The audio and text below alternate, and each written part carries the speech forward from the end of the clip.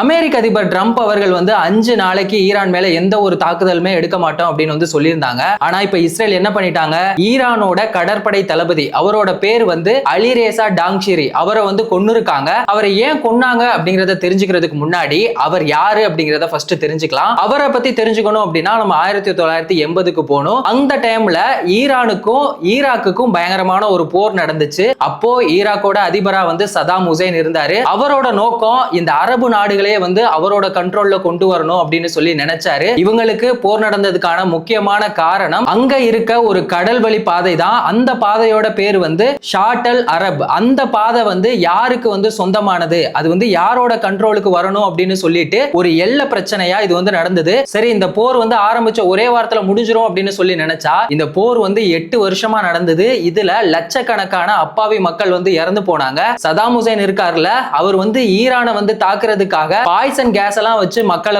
ரொம்பவே பயங்கரமான ஒரு தாக்குதல் எல்லாம் நடத்தினாங்க.